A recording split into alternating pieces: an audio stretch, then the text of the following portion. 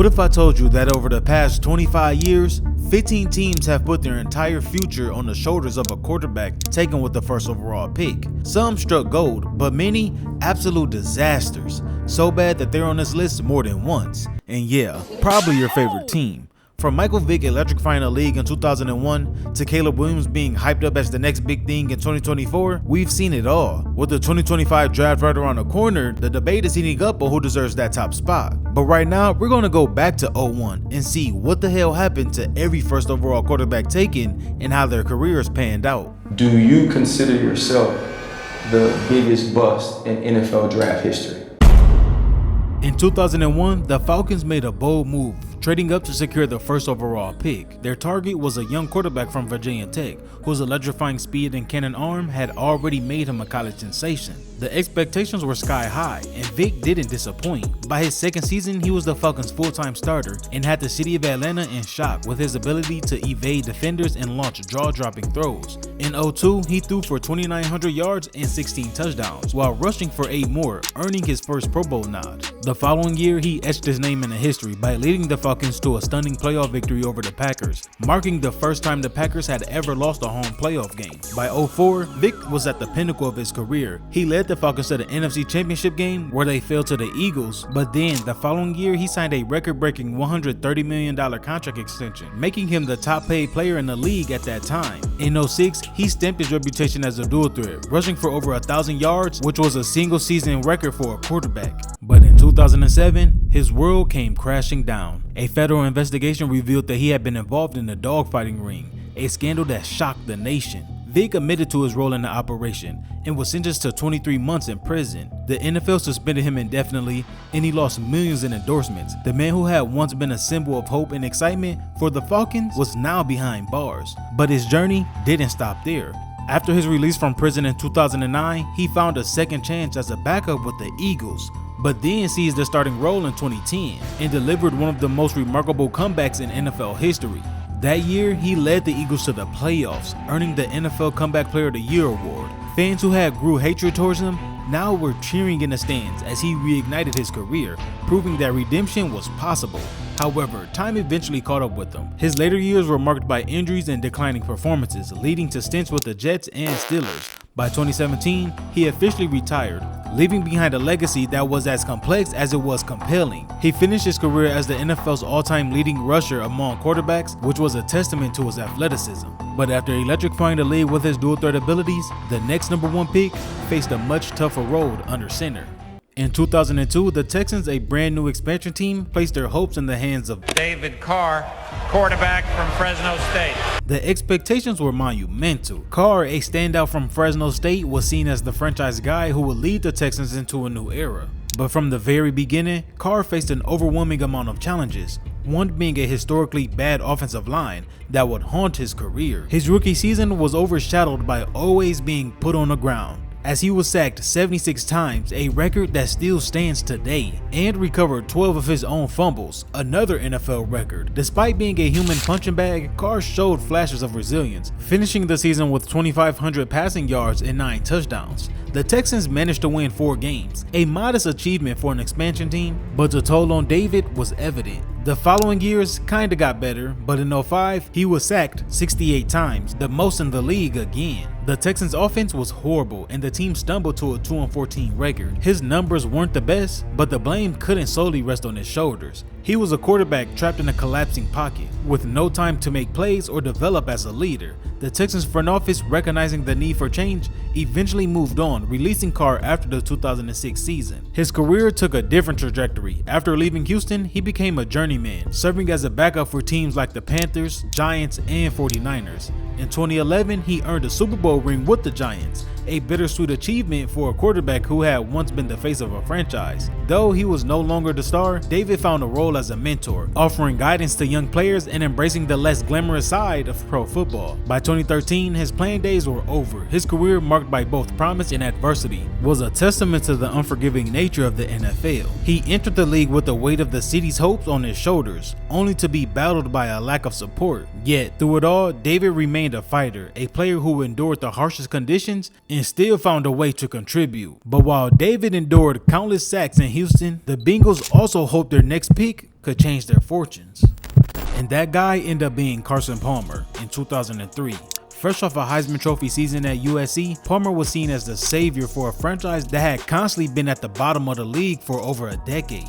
But Carson's rookie year was spent learning the ropes from the sidelines. By 2004, he took the huddle and the Bengals began their ascent from losers to playoff contenders. His breakout came in 2005, a season that redefined the Bengals. He threw for 3,800 yards and a league-leading 32 touchdowns, earning his first Pro Bowl nod and leading Cincinnati to its first winning season in 15 years. The city, long starved for success, rallied behind him. His connection with Ocho Cinco and TJ became the stuff of legend, and for a moment it seemed like the Bengals were destined for greatness. But in the playoffs, disaster struck. In the first quarter, in a wildcard game against the Steelers, Carson's knee was shredded on a low hit, a moment that will haunt both him and the franchise. The Bengals lost, and this injury marked the beginning of a dark chapter. By 2011, Carson didn't want anything to do with the Bengals ownership and their unwillingness to build a championship caliber team. He demanded a trade, a move that shocked fans and his teammates. The Bengals eventually traded him to the Oakland Raiders, where he spent 2 underwhelming seasons before finding a new lease of life with the Arizona Cardinals. In Arizona, Carson rediscovered his form, leading the Cardinals to the NFC Championship game in 2015. That season, he threw for 4,600 yards and 35 touchdowns, earning his 3rd Pro Bowl selection and setting franchise records. But in the championship game against the Panthers, that guy that was balling out throughout the season wasn't there. He threw 4 interceptions and lost 2 fumbles in a crushing 49-15 loss, a performance that left him visibly shaken. He would go on to retire after the 2017 season, closing the book on a career that was equal parts of brilliance and heartbreak. He finished with 46,000 passing yards and 294 touchdowns, cementing his legacy as one of the most gifted quarterbacks of his era. But while Palmer had moments of brilliance, the 2004 draft was a surprising shock and gave the Giants a quarterback who would go on to make history on the biggest stage. In 2004, the Chargers drafted Eli Manning with the 1st overall pick, but the young quarterback, determined to forge his own path, refused to play for them. In 2013, he was asked by a New York reporter why didn't he play for San Diego. He replied, "I forgot." But about 3 to 4 years ago to date, he was asked the question again, and he said he made the decision after talking to his agent, the coaches, and front office people, and he was just worried about the Chargers organization as a whole. And so he was traded to the Giants and carried a heavy weight of expectations, not just as a Manning, but as New York's hopeful hero. His early years were marked by growing pains, with critics questioning his consistency. By 2007, he silenced the doubters, leading the Giants on a great playoff run and upsetting the undefeated Patriots in Super Bowl 42. The iconic helmet catch throw and his MVP performance cemented his legacy. 4 years later, he did it again, defeating the Patriots in Super Bowl 46, with a game-winning drive that showcased his poise under pressure. Despite regular season criticism, he thrived in the playoffs, earning the nickname Easy Eli for his calm demeanor in high-stakes moments. Over his 16-year career with the Giants, Eli became a symbol of resilience, finishing with over 57,000 passing yards, 366 touchdowns, and 2 Super Bowl rings. But more than the stats, it was his ability to deliver when it mattered most that made him a legend in New York. So I have a quick question for you. Do you think Eli really belongs in the Hall of Fame? But even though his 2 Super Bowl wins made him a legend, the next #1 pick had to fight through adversity before finding his own success. In 2005, Alex Smith was drafted 1st overall by the San Francisco 49ers, but his early years were upsetting by instability and struggles. Critics labeled him a bust, but under Jim Harbaugh in 2011, he found his stride, leading the 49ers to their first playoff appearance in nearly a decade. His game-winning touchdown pass to Vernon Davis became iconic. Smith on 3rd and 3.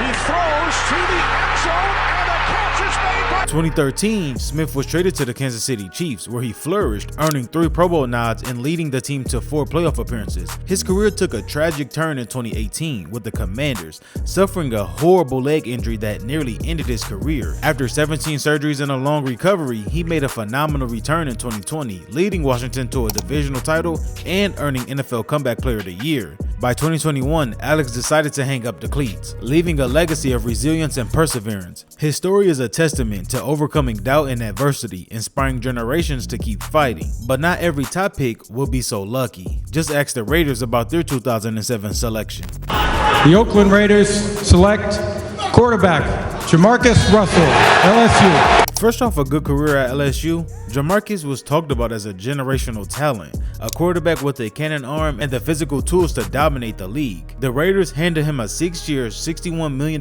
contract with $32 million guaranteed, signaling their belief in him as a franchise savior. But from the very beginning, cracks began to show. His rookie season was underwhelming, and by 2008, his lack of commitment became glaring. Reports surfaced of missed meetings, poor work ethic, and a lack of passion for the game. It was also later revealed that he had a lean addiction, which caused him to gain some unhealthy weight, and his performance on the field was disappointing. Despite flashes of brilliance, Jamarcus struggled with accuracy and decision making, throwing more interceptions than touchdowns. The Raiders, a team already in chaos, couldn't provide the structure he needed, and his career spiraled out of control. By 2009, the Raiders had seen enough. He was benched and eventually released by 2010, leaving a legacy of unfulfilled promise. He finished his NFL career with just 18 touchdowns, 23 interceptions, and a passer rating of 65.2, a far cry from the expectations that had once surrounded him. Attempts to mount a comeback were met with skepticism, as his weight and conditioning remained an issue. Teams were not taking a chance on a player who has shown so little dedication to his craft, but the Lions hoped that their next franchise quarterback would change their losing culture as well. In 2009, Matthew Stafford was drafted by the Lions. From the start, his cannon arm and fearless play type gave Lions fans hope, but his early years were marked by growing pains and injuries. In his rookie season, he delivered a legendary performance against the Browns, playing with a separated shoulder to throw a game-winning touchdown. And this moment was a glimpse of the grit that would define his career. By 2011, he had arrived and became the fourth quarterback in NFL history to throw for 5,000 yards in a season, leading the Lions to their first playoff appearance in over a decade. Though they fell short, his heroics earned him the NFL Comeback Player of the Year. Over the next decade, he became the face of the Lions, constantly putting up impressive numbers despite the team's struggles. He threw for over 45,000 yards and 282 touchdowns in Detroit, but just couldn't get it done in the playoffs. In 2021, his career took a dramatic turn when he was traded to the LA Rams. Paired with head coach Sean McVay and a star roster, he led the Rams on a thrilling playoff run and finally won a Super Bowl ring. It was a moment of redemption as he lifted up the Lombardi Trophy in his first season with the Rams. And while he struggled early in his career and finally got it together with his second team, the next year's top pick had trouble just staying on the field. The St. Louis Rams believed in Sam Bradford as their savior in 2010. His rookie season was promising, throwing for 3,500 yards and 18 touchdowns, earning Offensive Rookie of the Year. But injuries quickly defined his career. In 2011, a high ankle sprain sidelined him for 6 games, and the Rams' offense without him was dookie. The following years brought a relentless cycle of setbacks, a torn ACL in 2013 and 2014, along with consistent knee issues that plagued him, which eventually caused the Rams to trade him to the Eagles in 2015. In Philly, Sam showed flashes of potential, but injuries continued to haunt him. A shoulder injury and a concussion in 2015 limited his impact, and by 2016 he was traded again, this time to the Vikings. In week 1 of the 2017 season, he delivered one of his best performances, throwing for 346 yards and 3 touchdowns. But once again, his body failed him. Another knee injury sidelined him for most of the season, and the Vikings turned to backup Case Keenum to salvage their playoff hopes. Sam's final chapter came with the Arizona Cardinals in 2018. Though his knee held up, age and wear had taken their toll. He started the season but was soon replaced by rookie Josh Rosen. By 2018, his NFL journey was over, leaving behind a legacy of unfulfilled potential. But while injuries overshadowed Sam's career, the next #1 overall took the league by storm with a hell of an MVP season, but was also trashed that exact same year.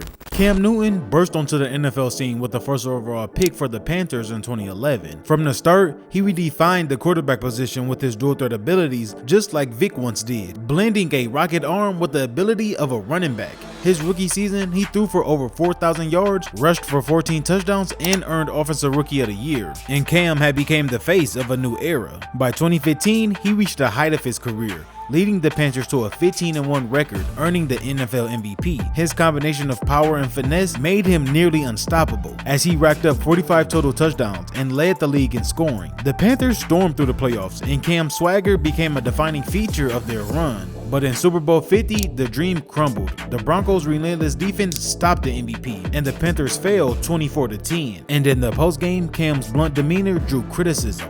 But it was a moment of raw emotion from a player who had given everything, or did he? When you look back at it, you don't know while playing, but there's 5 plays that determine the outcome of a game. The fumble. Oh, he didn't jump on the fumble.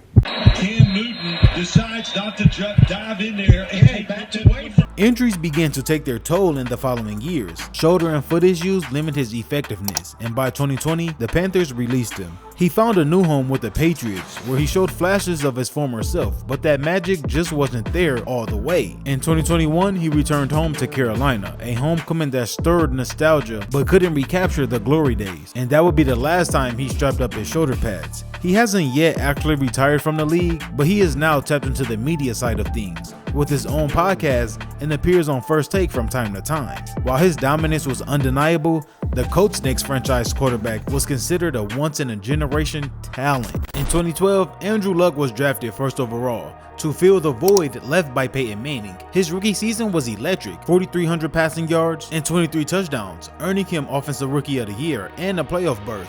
By 2014, he led the Colts to the NFC Championship game, throwing a league-leading 40 touchdowns and earning the nickname Captain Comeback. But injuries began to take their toll. A shoulder issue sidelined him the entire 2017 season, though he made a good return in 2018, throwing for 39 touchdowns and earning Comeback Player of the Year. Then, a shocking move. He retired in 2019 at just 29 years old, citing the physical and mental toll on the game. Roz, my reaction was now? Stephen A, now? Listen, it's an individual decision. Everybody's in my ear. Andrew Luck's retired. Andrew Luck's retired. First thing on my mouth, no way. The early retirement left the league stunned, while the Buccaneers were hoping their 2015 pick could be their long-term answer. But one thing he did become was everyone's favorite player, and not just for what he did on the field. That's a W. That's E1. In 2015, Jameis Winston was drafted first overall by the Buccaneers, bringing hope to a struggling franchise. Fresh off a Heisman Trophy winning season at Florida State, expectations were sky high. His rookie season showed promise. 4,000 yards, 22 touchdowns earned him a Pro Bowl nod, but turnovers soon defined his career. In 2018, he became just the 8th player to throw for 5,000 yards, but his 30 interceptions overshadowed the 33 touchdowns he threw, with the record of 7 being returned for a touchdown. Ultimately led to his departure in 2020. Then he joined the Saints, where he became the starter in 2021, but suffered a torn ACL ending his season. By 2024, he signed with the Browns, but injuries and inconsistency continued. As of 2025, his future remains uncertain, whether he retires or come back next season. His legacy is one of resilience in the face of adversity. But in 2016, the Rams gambled on a quarterback they believed could lead them to the Super Bowl. In 2016, Jared Goff was drafted first overall by the LA Rams, but his rookie season was rocky. But under new head coach Sean McVay, he flourished, throwing for 3,800 yards and 28 touchdowns in 2017, earning Most Improved Player. By 2018, he became the engine of one of the league's most explosive offenses. He threw for 4,600 yards and 32 touchdowns, leading the Rams to a 13-3 record and led the Rams to Super Bowl 53.